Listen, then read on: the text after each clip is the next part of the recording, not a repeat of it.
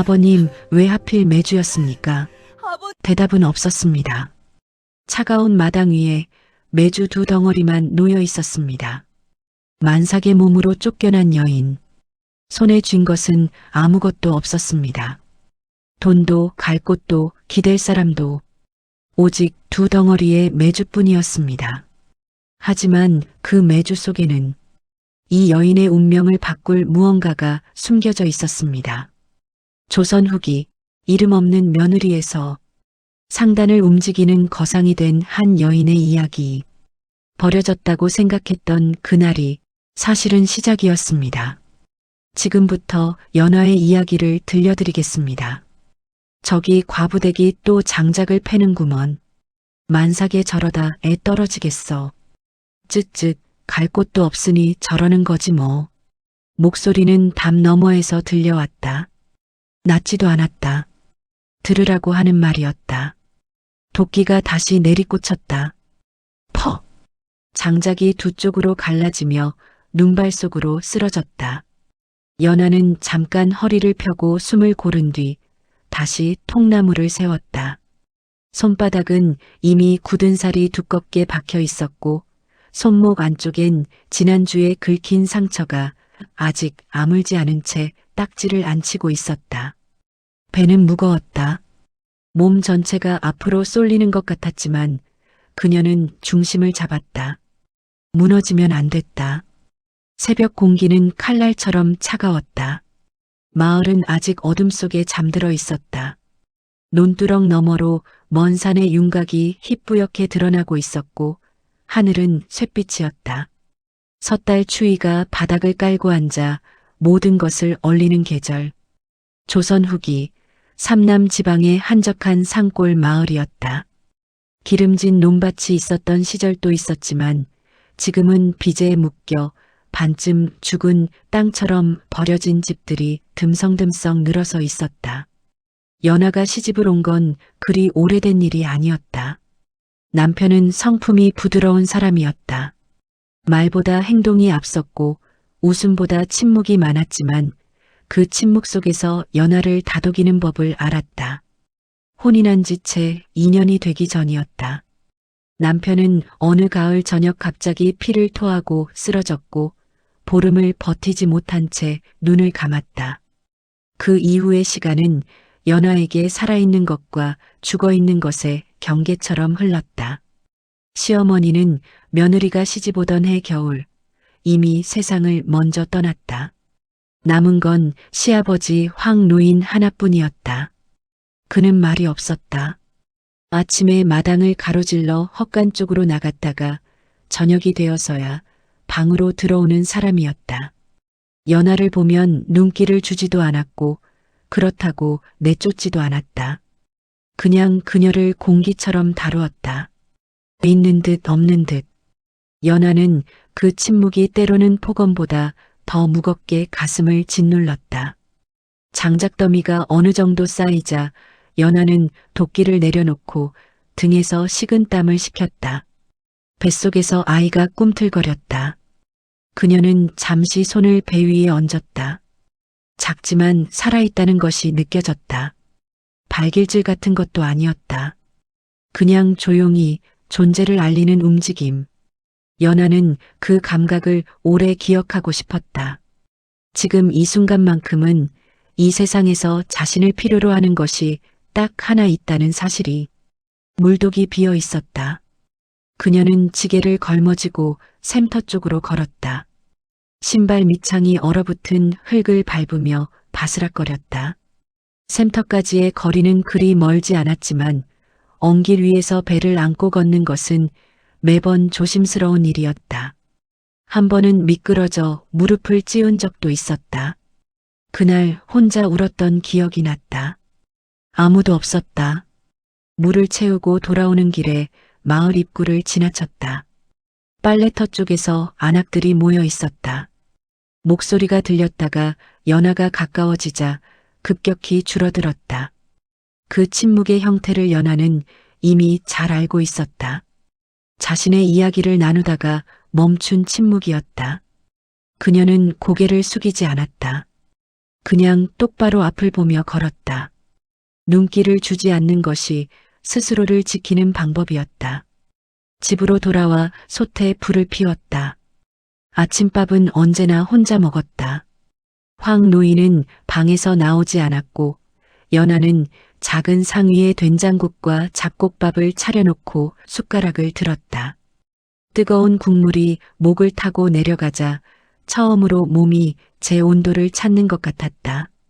그녀는 천천히 먹었다. 서두를 이유가 없었다. 오늘 하루도 어제와 크게 다르지 않을 것이었다. 방 안쪽에서 기침 소리가 났다. 연하는 상을 들고 일어섰다. 황 노인의 방 앞에 조심스럽게 무릎을 꿇고 상을 내려놓은 뒤 문을 열지 않은 채 낮게 말했다. 아버님, 아침 들어갑니다. 대답이 없었다. 연하는 잠시 기다렸다가 일어섰다. 언제나 그랬다. 대답을 기대한 적도 없었다.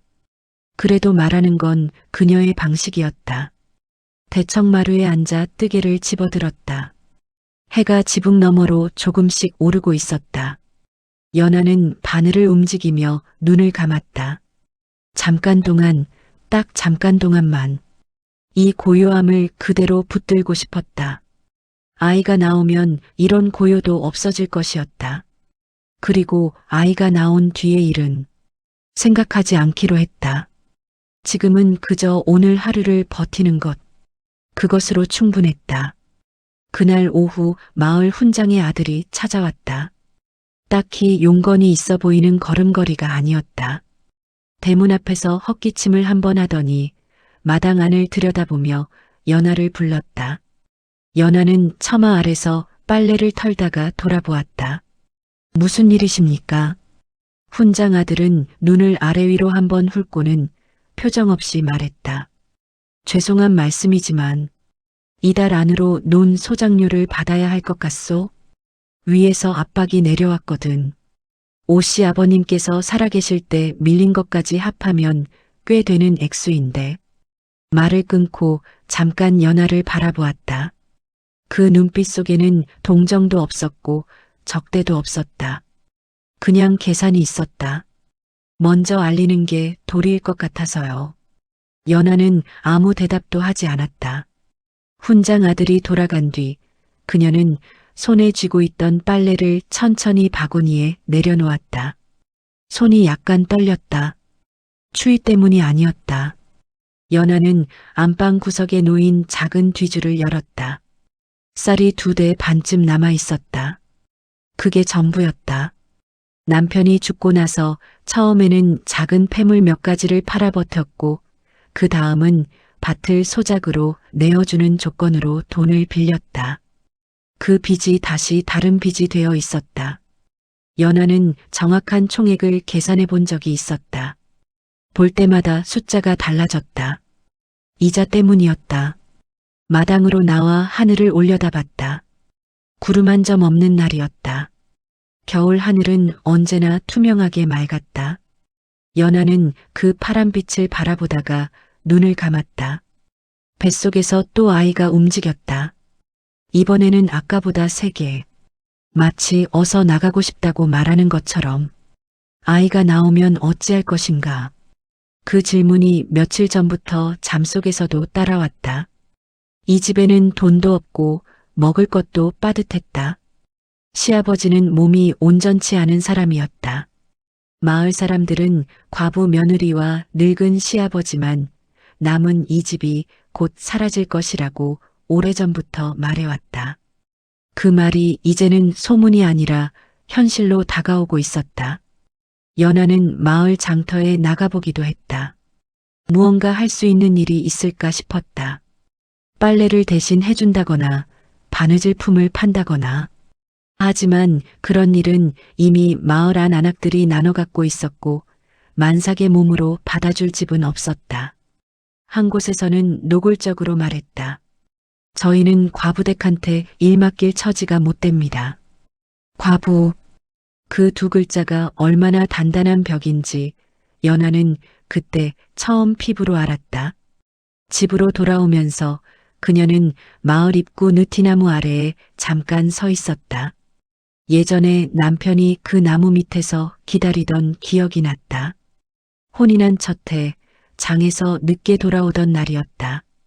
남편은 아무 말 없이 그냥 거기 서 있었다. 뭐 하고 있냐고 물으니 그는 그냥 웃었다.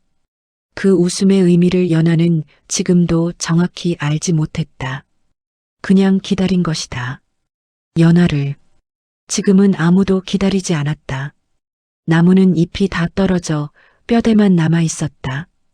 바람이 불자가지가 긁히는 소리를 냈다. 연하는 돌아섰다.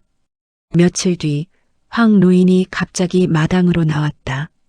그는 손에 종이 한 장을 들고 있었다. 말없이 연하 앞에 내밀었다. 연하가 받아 펼쳐보자 거기에는 빼곡한 글씨로 숫자들이 적혀 있었다. 남편이 남긴 빈 목록이었다. 처음 보는 채권자 이름도 있었다. 총합이 눈에 들어오는 순간 연하의 가슴이 내려앉았다. 이 돈은 평생을 빨래만 해도 갚을 수 없는 액수였다. 황 노인은 연하의 얼굴을 한번 보고는 다시 방으로 들어갔다. 말 한마디 없었다. 연하는 그 종이를 손에 쥔 채 마당 한가운데 서 있었다. 차가운 바람이 치마폭을 흔들었다. 그날 밤 연하는 오래 누워 있었지만 잠이 오지 않았다. 천장의 목재결을 바라보며 처음으로 아주 선명하게 생각했다. 이대로면 아이가 태어나자마자 집을 잃는다. 이대로면 자신도 이 아이도 길에 나앉게 된다. 친정으로 돌아갈 수도 없었다. 부모님은 일찍 돌아가셨고 오라비는 자기 가족 먹이기도 벅찬 처지였다. 가야 할 곳이 없다는 것이 이렇게 무서운 것인지 연하는 그때 처음 알았다. 살아야 했다. 아이와 함께. 그 다짐은 기도 같은 것이 아니었다. 공기를 가르는 칼날처럼 조용하지만 단단하게 연하의 가슴 한가운데에 박혔다. 며칠이 지나지 않아 그들이 왔다. 이른 아침이었다. 연하는 막 부엌에서 나오던 참이었다. 대문이 아니라 담장 쪽에서 소리가 먼저 들렸다. 쿵쿵 발소리가 여럿이었다. 그러더니 대문이 안에서도 느껴질 만큼 세게 흔들렸다. 문 열어. 오시댁 아무도 없소? 목소리는 거칠었다. 연하는 부직갱이를 손에 쥔 채 그 자리에 멈췄다. 대문이 열렸다. 3명이 앞마당으로 들어섰다. 앞에 선 사람은 체구가 크고 얼굴빛이 붉었다. 전주에서 온 고리대 금업자 패거리였다. 연하는 한 번도 직접 본 적 없었지만 마을에서 이야기는 들었다. 빚을 못 갚으면 가재도구든 땅 문서든 가리지 않고 가져간다는 사람들이었다. 집 문서 내놓으시오. 더 이상 기다릴 수가 없소. 붉은 얼굴의 사내가 연하를 보며 말했다. 연하는 꼼짝도 하지 않았다. 사내들이 마당 안으로 더 들어오려는 순간이었다. 헛간 쪽 문이 조용히 열렸다. 황 노인이 나왔다. 소리도 없이 지팡이 하나를 짚고 천천히 마당 가운데로 걸어 나오는 그의 모습에 사내들이 잠깐 멈칫했다. 노인의 눈빛이 그만큼 특이했다. 나이든 몸이었지만 시선만큼은 기운을 잃지 않고 있었다. 황 노인은 사내들을 한번 훑어보고는 조용히 말했다. 다음 달까지 주겠소. 오늘은 물러가시오. 사내들은 서로를 쳐다봤다. 뭔가 주고받는 눈빛이었다. 다음 달이요? 그 말 2달 전에도 들었습니다만. 약속하마. 한참 침묵이 흘렀다. 사내들은 결국 물러갔다. 하지만 돌아가면서 대문에 대고 한마디를 남겼다. 다음에 오면 가만히 있지 않겠소. 문이 닫혔다. 연하는 한동안 그 자리에 서 있었다. 다리가 후들거렸다. 의지로 버티고 있었다. 황 노인은 그녀를 쳐다보지도 않은 채 다시 헛간 쪽으로 돌아가려 했다. 그때였다. 황 노인이 멈췄다. 뒤를 돌아보지 않은 채 잠시 서 있더니 헛간 안으로 들어갔다. 연하는 그 자리에 그대로 서 있었다. 황 노인이 나온 것은 잠시 뒤였다. 손에 무언가를 들고 있었다. 메주였다. 크고 묵직한 지프로 묶인 메주 두 덩어리. 황 노인은 마당 한가운데에 그것을 내려놓았다. 그리고 연하를 바라봤다. 처음으로 연하가 이 집에 들어온 이후 처음으로 그가 똑바로 연하의 눈을 바라보는 것이었다. 이걸 가지고 당장 떠나거라. 연하는 아무 말도 할 수 없었다. 메주 두 덩어리라니. 지금 이 상황에 이 집을 떠나라니. 눈물이 차오르려 했다. 원망이 올라왔다. 무거운 배를 끌고 갈 곳도 없는 사람을 지금 내쫓는 것인가. 말 한마디 제대로 건넨 적도 없던 이 사람이 지금 자신을 버리는 것인가. 그러나 황 노인의 눈빛은 차갑지 않았다. 그것이 더 이상했다. 냉담하지도 슬프지도 않았다. 뭔가를 알고 있는 눈빛. 그냥 내치는 눈빛이 아니었다. 무언가를 건네는 것 같은.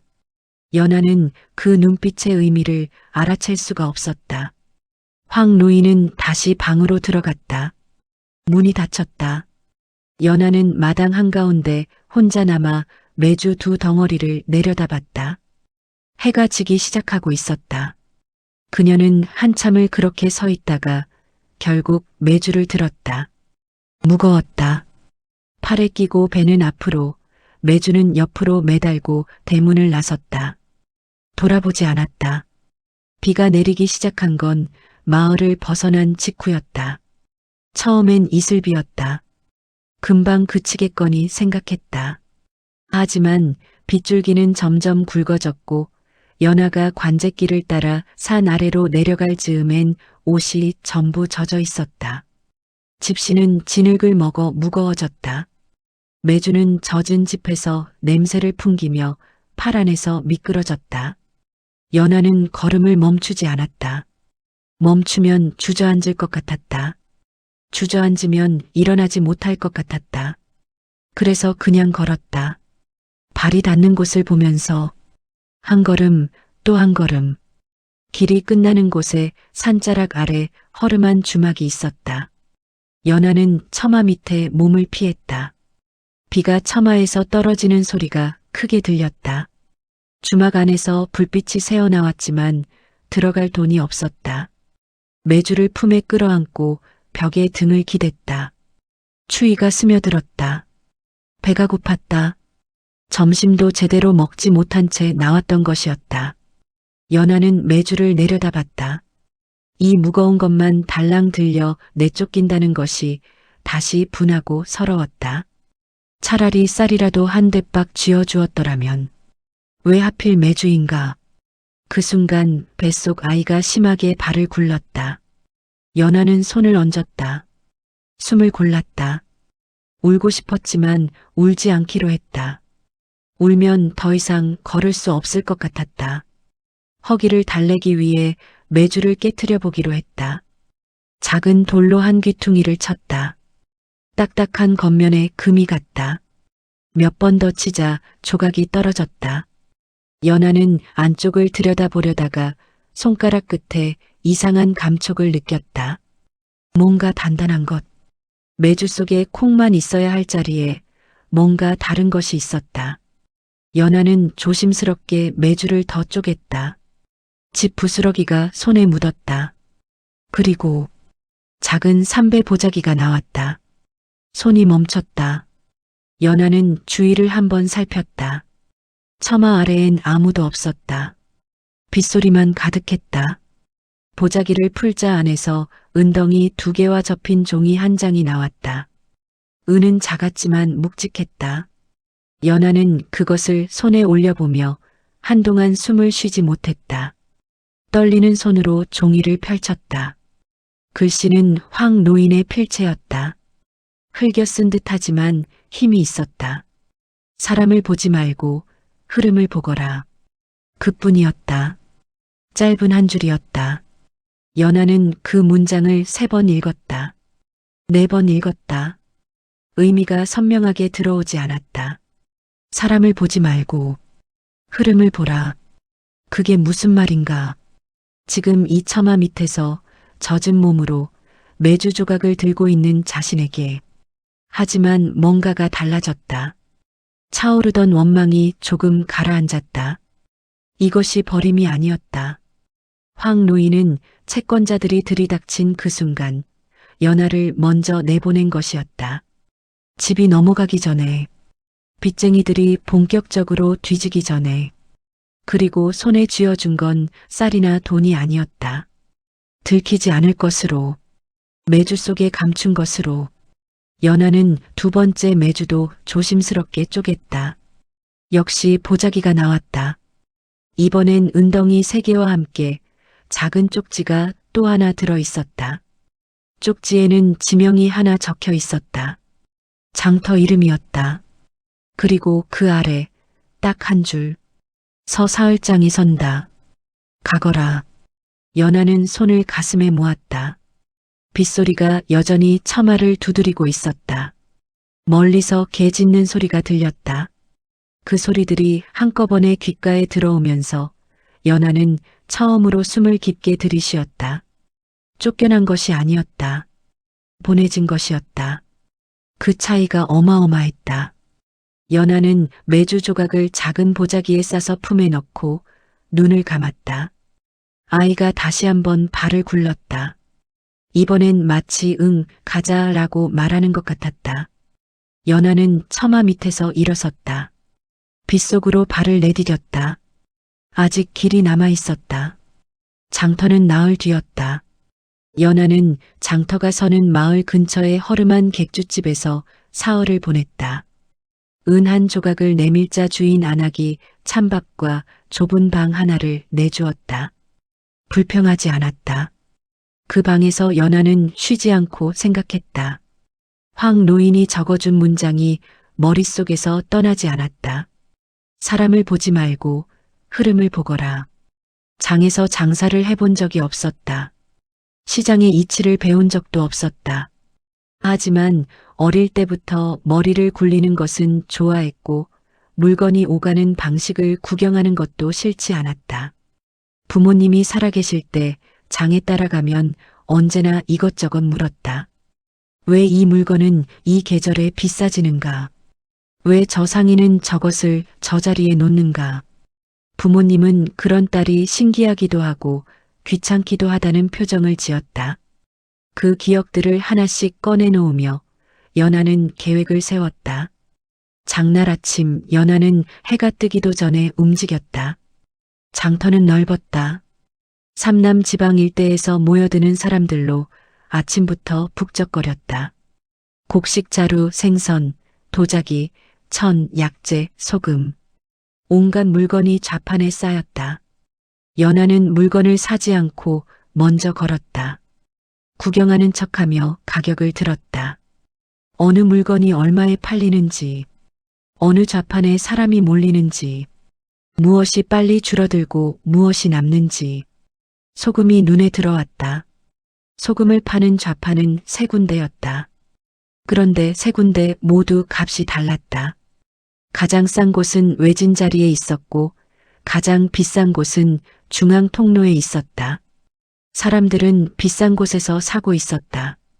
그냥 거기가 더 잘 보였기 때문에. 연하는 싼 곳에서 소금을 샀다.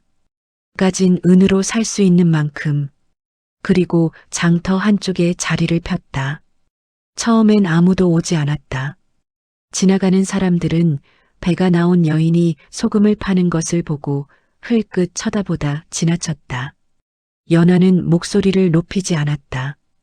호객행위도 하지 않았다. 그냥 앉아서 기다렸다. 그러다 한 안악이 소금 값을 물었다. 연하가 말하자 안악은 눈썹을 치켜 올렸다. 이쪽이 더 싸네. 예.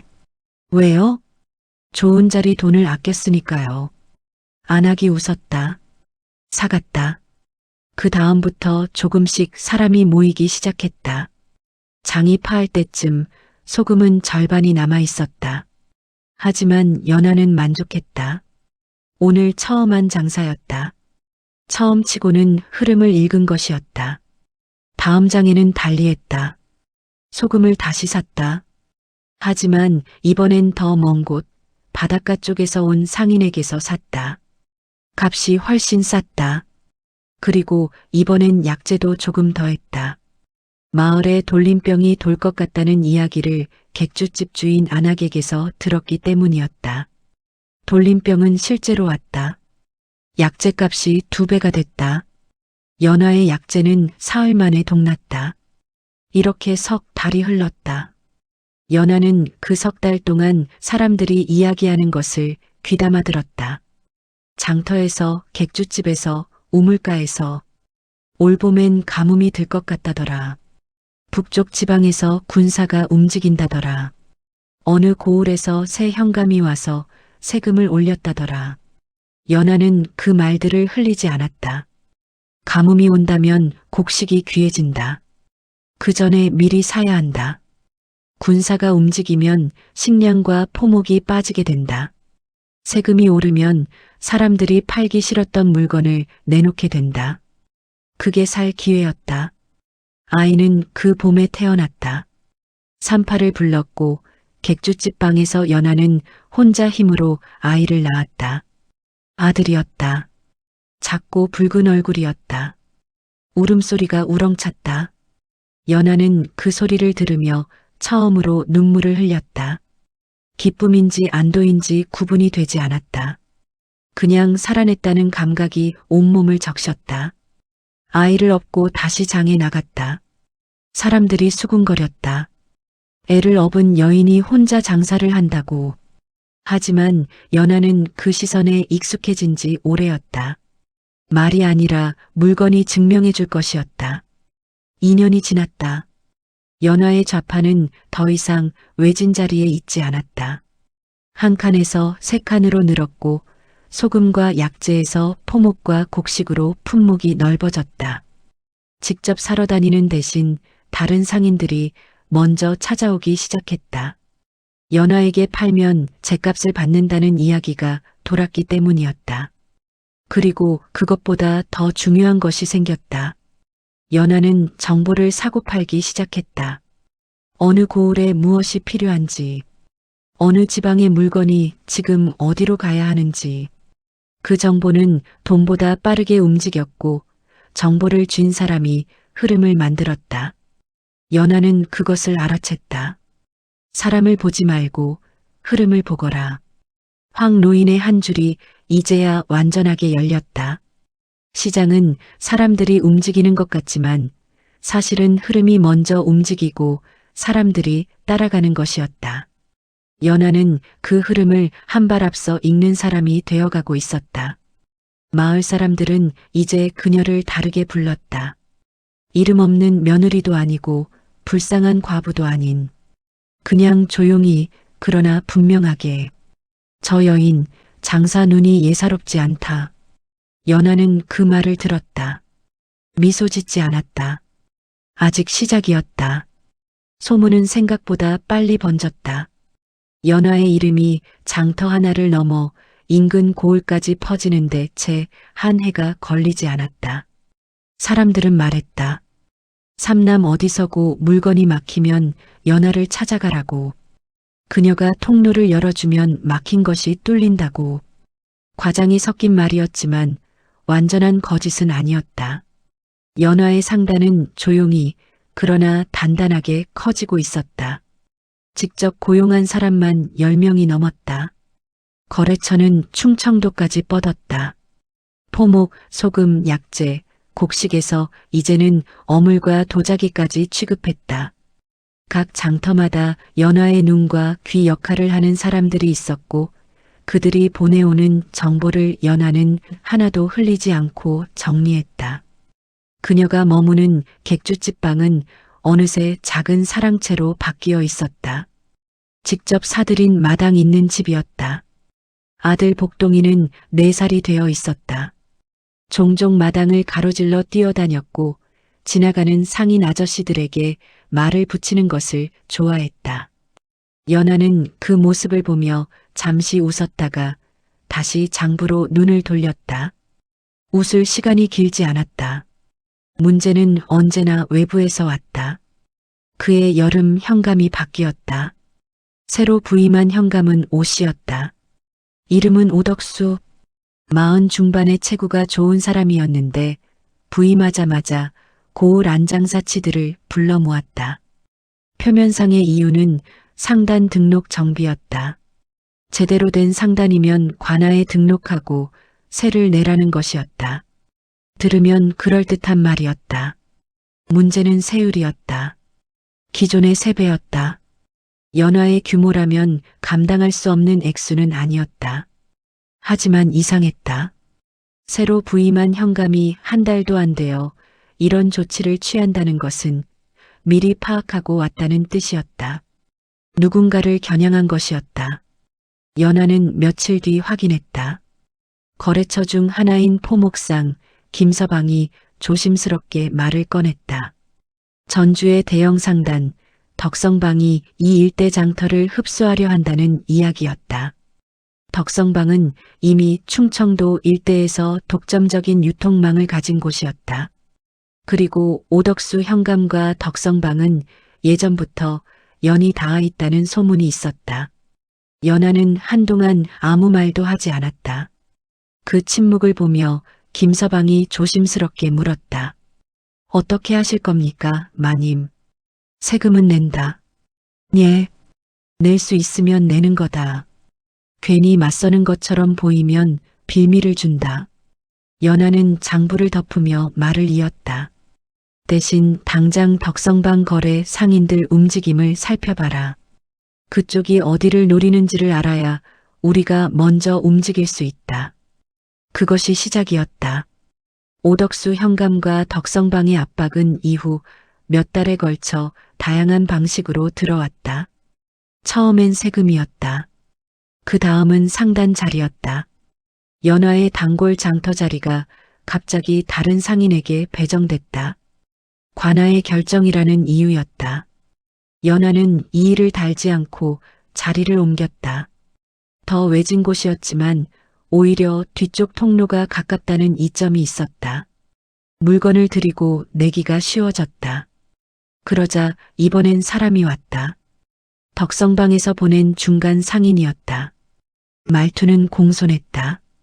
덕성방 어른께서 연하마님의 상단을 높이 평가하고 계십니다. 함께하면 서로에게 이로울 것 같다 하셨습니다. 일단 거래처 몇 군데를 덕성방 쪽으로 넘겨주시면 세금 문제며 자리 문제며 자연히 해결될 것이라 하셨습니다. 연하는 차를 한 모금 마시고 내려놓았다. 덕성방 어른께 전해주십시오. 예. 흐름은 내어줄 수 없다고. 중간 상인의 표정이 굳었다. 연하는 그를 바라보며 말을 이었다. 거래처를 넘기면 우리 상단은 손발을 잃는 겁니다. 그건 함께하자는 말이 아니라 삼키겠다는 말이지요. 나는 삼켜지지 않습니다. 그 이후로 압박의 성격이 달라졌다. 어느 날 아침 연하의 거래 상인 2명이 관아로 끌려갔다. 이유는 불법 교역 혐의였다. 세금 없이 물건을 유통했다는 것이었다. 연하는 그 소식을 듣자마자 직접 관아 앞으로 나갔다. 2 사람의 장부를 가지고. 관리가 막아섰다. 부인은 들어갈 수 없소. 들어가지 않겠습니다. 대신 이 장부를 현감 어른께 전해주십시오. 이 2 사람의 거래 내역이 전부 기록되어 있습니다. 납세 기록도 포함해서요. 관리는 머뭇거리다 장부를 받아 들어갔다. 2 상인은 저녁에 풀려났다. 장부가 워낙 깔끔했기 때문이었다. 연하는 오래전부터 모든 거래 내역을 꼼꼼히 기록해왔다. 언젠가 이런 날이 올 것을 대비한 것은 아니었다. 그냥 장사의 기본이라고 생각했을 뿐이었다. 그것이 이날 무기가 됐다. 하지만 한 달 뒤 진짜 위기가 왔다. 연하의 집에 관아 포졸들이 들이닥쳤다. 새벽이었다. 복동이가 울었다. 연하는 아이를 안고 마당으로 나왔다. 포졸들이 방과 창고를 뒤졌다. 죄목은 관물 횡령이었다. 관아의 물자를 빼돌려 사적으로 유통했다는 혐의였다. 터무니없는 이야기였다. 연하는 그것을 알았다. 하지만 누군가 거짓 진술을 한 것이었다. 연하와 거래하다 덕성방으로 넘어간 상인 중 한 명이었다. 그 사람이 관아에 가서 연하가 자신을 이용해 관물을 빼돌렸다고 진술했다는 것을 나중에 알았다. 연하는 포졸들이 창고를 뒤지는 것을 보면서 아이를 더 꼭 끌어안았다. 복동이가 물었다. 어머니, 무서워요? 연하는 잠깐 아이를 내려다봤다. 무섭지 않다. 거짓말이었다. 무서웠다.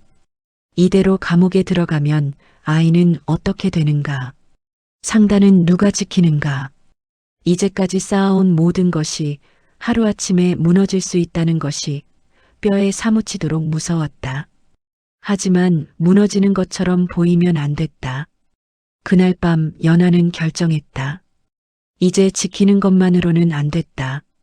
맞서야 했다. 그것도 상대가 생각지 못한 방식으로.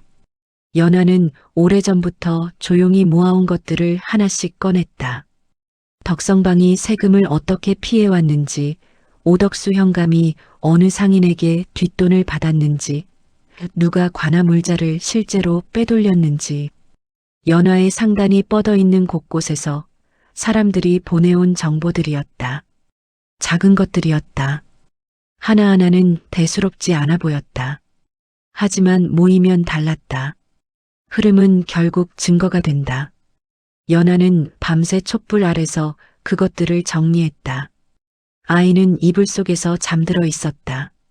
빗소리가 지붕을 두드렸다. 언젠가 처마 밑에서 메주를 쪼개던 그 밤과 비슷한 빗소리였다. 그때와 달라진 것이 하나 있었다. 그때는 손에 아무것도 없었다. 지금은 있었다. 연하는 붓을 들었다. 움직임은 소리 없이 시작됐다. 연하는 직접 나서지 않았다. 관아 앞에 가거나 사람들을 불러 모으거나 소리 높여 억울함을 외치는 방식이 아니었다. 그랬다간 덕성방과 오덕수 현감에게 빌미만 더 주는 셈이었다. 연하가 택한 방식은 달랐다. 정보를 흘렸다. 오덕수 현감이 부임 이후 3달 동안 받아챙긴 뒷돈 내역.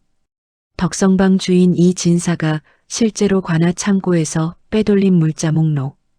그것을 받아 이동시킨 경로.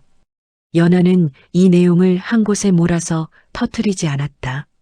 조각조각 각기 다른 방향에서 각기 다른 사람의 입을 통해 퍼져나가게 했다. 장터에서는 수군거림이 시작됐다. 현감 어른이 이상하다더라. 덕성방이 뒤에 손을 대고 있다더라. 관물이 어디로 사라지는지 아무도 모른다더라. 처음엔 소문이었다. 소문이 쌓이면 의심이 됐다. 의심이 쌓이면 사람들이 스스로 확인하려 들었다. 연하를 실제로 움직인 건 그 흐름이었다. 전주 가명에서 파견 나온 관리가 고을을 방문한 것은 그 즈음이었다. 정기순 씨였다. 연하는 그 관리가 묶는 주막을 미리 파악해 두었고 거기서 일하는 심부름꾼 아이를 통해 두꺼운 봉투 하나를 전했다. 봉투 안에는 연하가 밤새 정리한 문서들이 들어 있었다. 고소장 형식은 아니었다. 그냥 장부였다. 날짜, 물품, 이동 경로, 금액. 감정 하나 없이 숫자와 사실만 적힌 문서였다. 연하는 거기에 이름도 적지 않았다. 받는 사람이 알아서 판단하게 했다. 사흘 뒤 관아의 가명 관리들이 들이닥쳤다. 오덕수 현감은 그날 오후 관아 내부에서 조사를 받기 시작했다. 덕성방 이 진사는 전주로 압송됐다. 연하를 고발했던 상인은 오히려 위증과 공모 혐의로 묶였다. 연하에 대한 관물 횡령 혐의는 사흘 만에 취하됐다. 마을에서는 난리가 났다. 현감이 잡혔다는 소식이 퍼지자 사람들이 장터로 몰려나왔다. 수군거림과 탄성이 뒤섞였다. 그 한가운데서 연하는 조용히 상단 업무를 처리하고 있었다. 흥분하거나 기뻐하는 기색이 없었다. 옆에서 지켜보던 김서방이 혀를 찼다. 마님, 저만 가슴이 두근거립니까? 그러면 안 된다. 아직 끝난 게 아니니까. 덕성방의 뿌리는 전주에 있었다. 거기까지 완전히 무너지려면 시간이 더 필요했다. 하지만 이 고을에서 그들의 손발은 잘려나갔다. 그것으로 충분했다. 당분간은 봄이 왔다. 연하는 짐을 꾸렸다. 복동이에게 말했다. 잠깐 멀리 다녀올 곳이 있다. 어디요? 내 할아버지 계신 곳. 복동이는 할아버지가 있다는 말을 처음 들었다. 눈을 크게 떴다. 길은 달라져 있었다. 비를 맞으며 매주를 안고 나왔던 그 길을 이번엔 아이와 함께 말 한 필에 짐을 싣고 걸었다. 먼지 날리는 봄길이었다. 논에서는 농부들이 일하고 있었고 길가에 진달래가 피어 있었다. 연하는 그 꽃을 오래 바라봤다. 마을이 보이기 시작했다. 그 마을이 처음 보일 때의 감각을 연하는 이루 말할 수 없었다. 도망치듯 나왔던 곳이었다. 눈물을 삼키며 대문을 등졌던 곳이었다. 지금은 다른 걸음으로 걸어 들어가고 있었다. 마을 입구 느티나무 아래를 지나쳤다. 나무는 봄이 되어 연두색잎을 틔우고 있었다. 연하는 잠시 멈춰 그 나무를 올려다봤다. 남편이 기다리던 자리. 이제 남편은 없었다. 하지만 그 자리에 무언가 다른 것이 남아 있었다. 연하는 뭐라 이름 붙일 수 없는 그 감각을 그냥 받아들였다. 황 노인의 집은 그대로였다. 담장이 조금 더 낡아 있었고 마당에 우물 옆 쌀구나무에 꽃이 피어 있었다. 대문은 열려 있었다. 연하는 복동이의 손을 잡고 마당으로 들어섰다. 황 노인이 마루에 앉아 있었다. 그는 연하가 들어오는 것을 보았다. 하지만 일어서지 않았다. 그냥 앉은 채로 바라봤다. 눈빛이 예전과 달랐다. 몸이 많이 쇠한 것이 보였다. 등이 구부러져 있었고 안색이 창백했다. 하지만 눈만큼은 여전히 살아있었다. 연하는 마당 한가운데에 멈춰섰다. 그리고 허리를 깊이 숙였다. 말이 먼저 나오지 않았다. 목구멍에 무언가 덩어리진 것이 있었다. 억지로 꺼내려 하면 눈물이 먼저 나올 것 같았다. 황 노인이 먼저 말했다. 왔구나. 딱 두 글자였다. 그런데 그 두 글자 안에 오랜 기다림이 들어 있었다. 연하는 고개를 들었다. 눈물이 차올랐지만 흘리지 않았다. 흘리면 안 된다고 생각한 게 아니었다. 그냥 지금 이 순간 눈물보다 먼저 해야 할 말이 있는 것 같았다. 아버님. 황 노인이 눈을 맞췄다. 매주를 이제야 이해했습니다. 마당에는 봄바람이 불었다. 살구꽃 한 잎이 마루 끝으로 날려 내려앉았다. 황 노인은 한동안 말이 없었다. 연하를 바라보는 눈빛이 깊었다.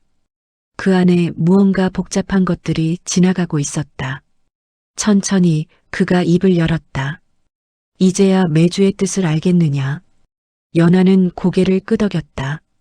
그날 매주 속에 숨겨진 건 은이 아니었다. 쪽지도 아니었다. 황 노인이 연하에게 건넨 것은 딱 하나였다. 세상을 보는 방식. 사람이 아니라 흐름을 보는 눈. 보이는 것이 아니라 움직이는 것을 읽는 감각. 그것이 매주 속에 있었다. 쫓겨난 것이 아니었다. 열린 것이었다.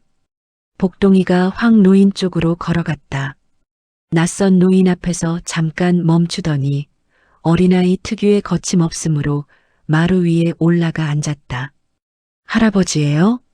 황 노인이 아이를 봤다. 굳어있던 표정이 조금 풀렸다. 그렇다. 복동이가 고개를 끄덕이며 노인의 손을 잡았다. 황 노인은 그 손을 물끄러미 내려다봤다.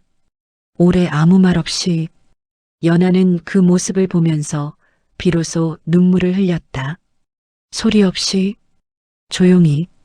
황 노인은 그의 가을 세상을 떠났다.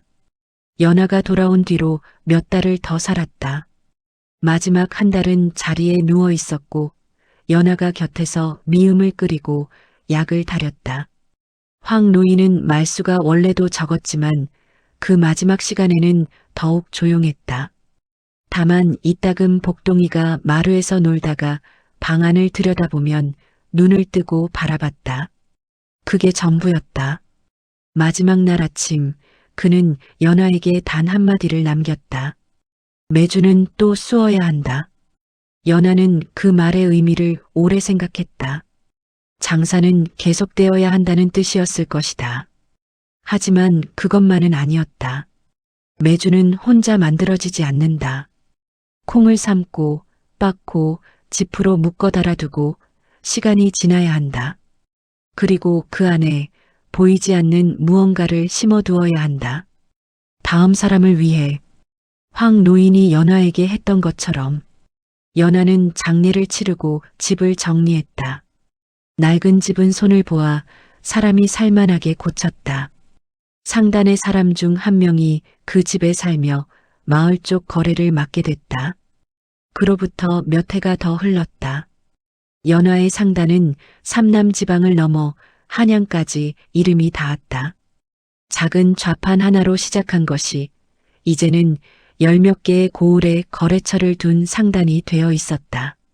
연하는 여전히 스스로 장부를 썼다. 화려한 것을 들이지 않았고 필요 이상의 사람을 부리지 않았다. 흐름을 놓치지 않는 것이 가장 중요했기 때문이었다. 복동이는 10살이 되었다. 글을 배우기 시작했다. 연하는 아이에게 글 공부만큼이나 장터를 같이 다니는 것을 중요하게 여겼다. 직접 보고 직접 들어야 한다고. 사람 말을 듣되 흐름을 읽어야 한다고. 어느 날 아침 복동이가 연하에게 물었다. 어머니는 어떻게 이렇게 됐어요? 연하는 장부에서 눈을 들었다. 두 덩어리의 매주 덕분이다. 복동이는 이해가 안 된다는 표정이었다. 연하는 웃었다. 그 웃음 속에 오랜 것들이 담겨 있었다. 새벽 장작 소리, 비 내리던 처마 밑, 매주를 쪼개던 손가락 끝의 감촉, 황 노인의 눈빛, 장터의 소금 냄새. 그 모든 것이 지금의 연하를 이루고 있었다. 사람들은 훗날에도 이 이야기를 전했다. 만삭의 몸으로 쫓겨난 며느리가 두 덩어리의 매주만 들고 나가 조선 상단을 움직이는 거상이 됐다는 이야기. 그 매주 속에 금이 있었다더라. 신통한 비방이 있었다더라. 귀신의 도움을 받았다더라. 말들은 해가 갈수록 부풀었다. 하지만 진짜 이야기를 아는 사람은 많지 않았다. 매주 속에 있던 것은 은이었다. 쪽지였다. 그리고 그 쪽지 안에 있던 것은 한 줄이었다. 사람을 보지 말고 흐름을 보거라. 그게 전부였다. 그리고 그것으로 충분했다. 연하는 그날도 새벽에 일어났다. 장부를 펴고 촛불을 켜고 하루의 흐름을 읽었다. 그 모습은 장작을 패던 새벽과 크게 다르지 않았다. 다만 도끼 대신 붓을 쥐고 장작 대신 숫자를 쌓아갔다. 세상은 언제나 흐르고 있었다. 연하는 그 흐름 안에 조용히 단단히 서 있었다. 매주 두 덩어리, 아무것도 없던 여인의 손에 쥐어진 단 하나의 출발이었습니다. 쫓겨난 것이 아니었습니다. 보내진 것이었습니다. 그 차이 하나가 연하의 삶을 통째로 바꾸었습니다. 사람을 보지 말고 흐름을 보거라. 짧은 한 줄이었습니다. 하지만 그 한 줄은 어떤 재산보다 무겁고 어떤 가르침보다 오래 남았습니다. 여러분의 삶에도 지금 이 순간 매주 두 덩어리가 놓여 있을지 모릅니다. 버려진 것처럼 보이는 그 자리가 사실은 누군가의 가장 깊은 마음이었을 수 있습니다. 오늘 이야기 여기서 마칩니다.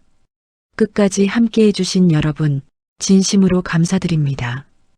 이 이야기가 마음에 남으셨다면 구독과 좋아요, 그리고 댓글 한 줄이 다음 이야기를 만드는 힘이 됩니다. 지금까지 감성여행이었습니다. 감사합니다.